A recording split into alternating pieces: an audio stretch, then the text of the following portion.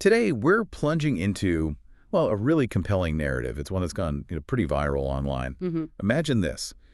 A single TV interview supposedly destroyed a megastar's career, changed Hollywood forever, apparently. It's quite the hook. Right.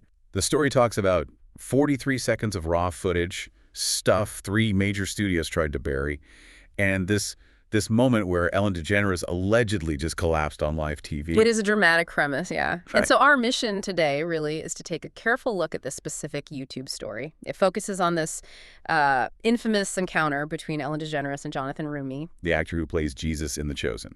Exactly. So yeah, our goal is to unpack the events as depicted in this narrative, what it claims led up to it, what supposedly happened during, and what came after. We want to draw out those key moments the story emphasizes and these, well, profound shifts it talks about. Right. So you can really get a sense of what this story is telling us and maybe why it resonated, so deeply with people. Let's dig in.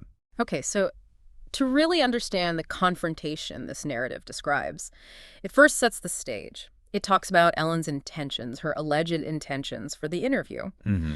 According to the story, she actually titled the segment Hollywood's Holy Hypocrites. Wow. Okay. Pretty direct. Yeah. It suggests the whole point was to expose faith-based entertainment as, like, just a money grab. To tear people down with a smile, as the source puts it.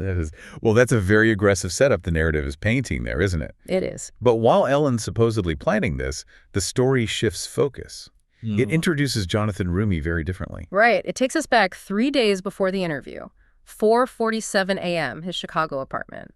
And he's pictured kneeling, praying on a cold hardwood floor. Not exactly the Hollywood image. Not at all. The description is quite specific. Right. Bare walls, just a single wooden crucifix carved by his grandmother, a faded photo of his father. And the detail about his father believing he'd never amount to anything adds a layer there. It really does. And the smell, described as black coffee and old books, it's all painting a very specific picture. So what do you think this image, this sort of humble, almost monastic picture is trying to convey? Well, it immediately sets him up as the underdog, right? Sincere, humble, kind of the opposite of the Hollywood stereotype the narrative assigns to Ellen here. Okay. And then it describes how he gets the invitation, a text message.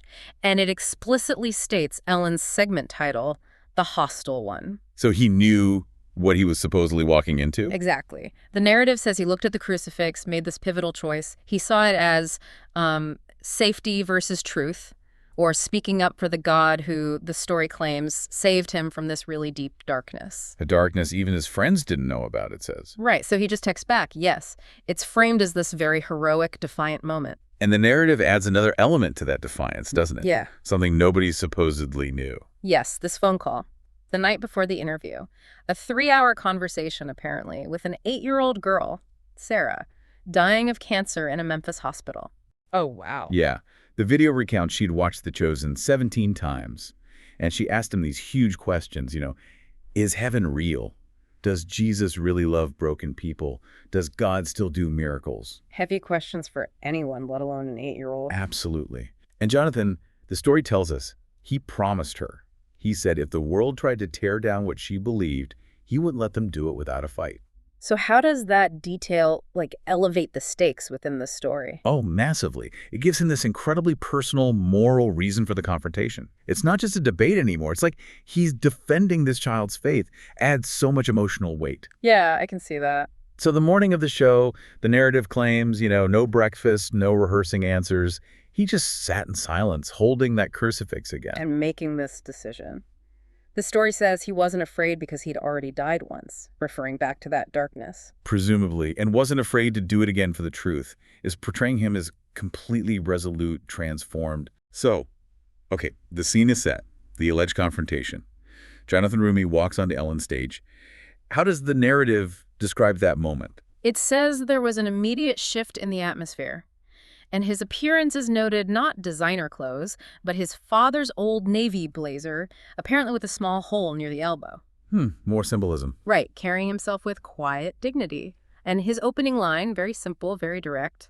Thank you for having me, Ellen. I know this isn't going to be easy.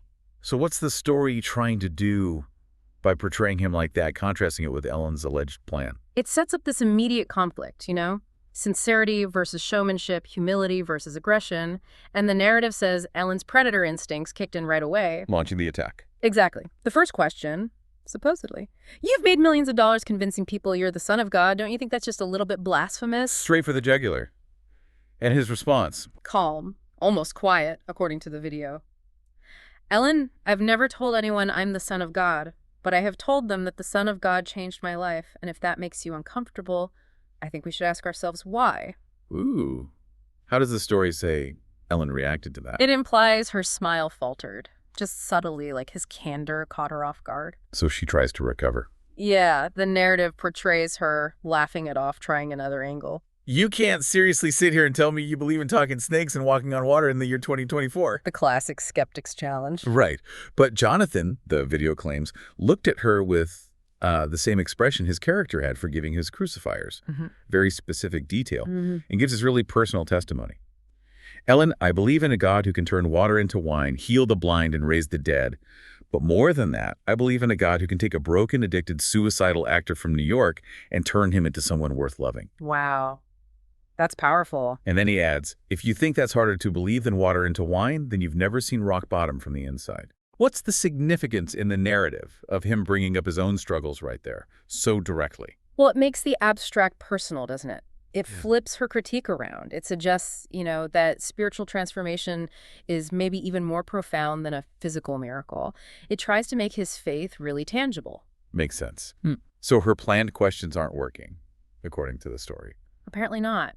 So the narrative says she shifts tactics, tries this money trap, brings up the chosen, making over $400 million, implies Jonathan's net worth skyrocketed, talks about a Hollywood Hills mansion. The implication being God only blesses you if you get rich from it. Exactly. That's the angle. But Jonathan, the video says, doesn't take the bait. He reaches into his jacket pocket. His father's old blazer. Right, and pulls out this folded piece of paper, worn and creased. Okay, the narrative really flags this one. Yeah. He holds it up to the camera. The audience gasps, supposedly. It's his bank statement. From the previous month, balance. $12,247.47. And he explains, he gives away everything except what I need to survive.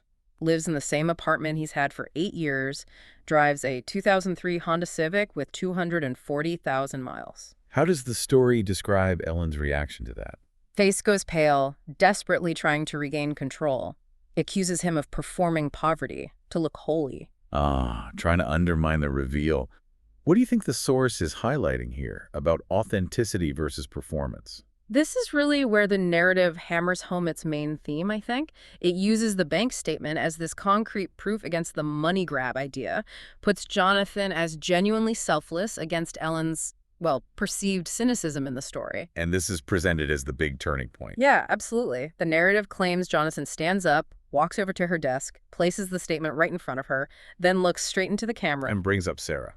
Exactly. Tells the story of the 8-year-old girl dying of cancer in Memphis, as promised to her, and then the direct challenge to Ellen. Recount that challenge again. He says, Sarah is watching this show right now from her hospital bed, and Ellen, you just called her faith fake. So here's what I want you to do, Ellen. I want you to look into that camera, look at Sarah, and tell her yourself that Jesus doesn't love her. If you can't say that to a dying child, then maybe you should ask yourself why you felt comfortable saying it to me. Wow. The story says there was just silence after that. Deafening silence is how it's described. And Ellen's response, accusing him of? Emotional blackmail. That's what the video says she accused him of, sounding desperate.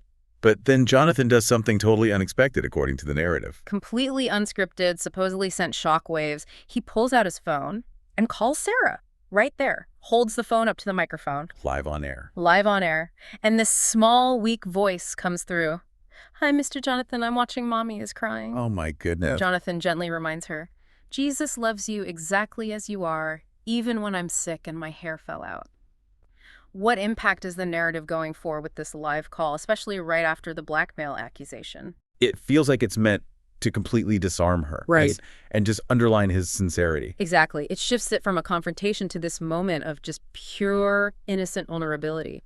And the really compelling part in this narrative is Sarah's message to Ellen. What does she say? She tells Jonathan, Tell her that I pray for her too, because Jesus told us to pray for people who are mean to us. And I think maybe she's just scared like I was. Tell her that even if she doesn't believe in Jesus, Jesus still believes in her. That is quite something. How does the story say Ellen reacted to hearing that from a child? Shattered completely is the description. Tears just streamed down her face as she sobbed openly on live television, ripping out her earpiece, even though producers were apparently screaming in it to cut to commercial. Just completely lost. Utterly broken down, according to the narrative. And this raw vulnerability, the story claims, it didn't stop there. No.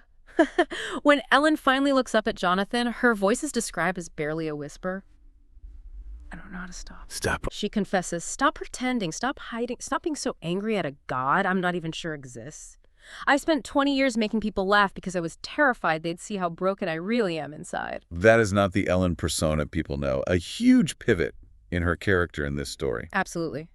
And Jonathan, the story says, responds with his own vulnerability. He rolls up his sleeves, reveals deep scars along both forearms, tells his own story.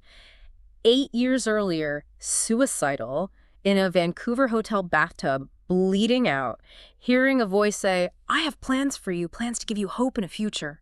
Waking up in the hospital, finding an unexplained Bible open to, come unto me all you who are weary. Sharing his own rock bottom. Exactly. And he connects it directly to her, tells Ellen, the same God who saved me in that bathroom is sitting here with us right now, waiting for you to stop running. That shared brokenness is so key to the narrative's emotional punch. And Ellen's response to that, still crying. Yes, crying, asking, what if I'm too broken? What if I've done too much damage? And Jonathan's reply. The narrative gives him a very comforting line here. Incredibly comforting. The God I serve specializes in taking broken things and making them beautiful. He took a suicidal actor and let him play his son. What do you think he could do with a woman who spent her life making people smile? It's framed as this perfect moment of hope for her. Almost too perfect, some might say, but it serves the narrative. It definitely serves the narrative's arc of redemption. And then the climax. Yeah. The moment described is completely unprecedented. Right. Ellen DeGeneres, the story claims, stands up, walks around her desk, and kneels beside Jonathan's chair on live television. Kneels. And asks him, will you teach me how to pray? Unbelievable. If true. And Jonathan then offers what the video calls this simple, broken, honest plea.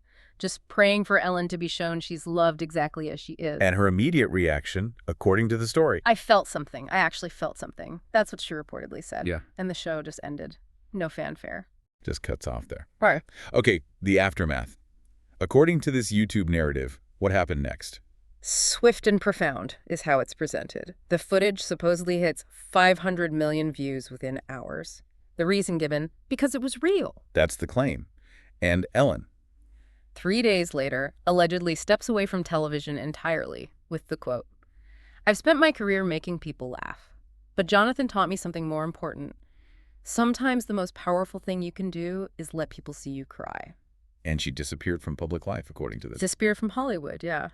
Started appearing, the story says, at children's hospitals, homeless shelters, just sitting with broken people, no cameras, no publicity, a total transformation. It's a dramatic turnaround described in the story. Mm-hmm. And Sarah, the little girl. Yes. 6 months later, the narrative describes this small video emerging.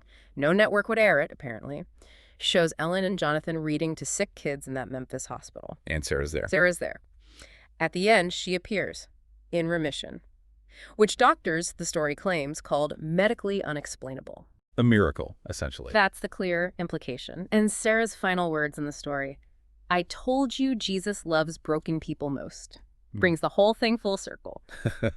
Okay, so stepping back from the narrative itself, what does this all mean for us, looking at this story? Well, this deep dive into this viral YouTube narrative, whether you see it as fact or powerful fiction, it really reveals something about the perceived power of authenticity, doesn't it? And vulnerability, especially now in our age of very curated performance. Yeah, the story suggests that even these huge, carefully built public personas can just crack open when faced with, well, what the story presents as genuine faith and compassion. Right. And it concludes by saying, the interview broke something deeper than the internet. It broke the wall between performance and truth, between fame and faith.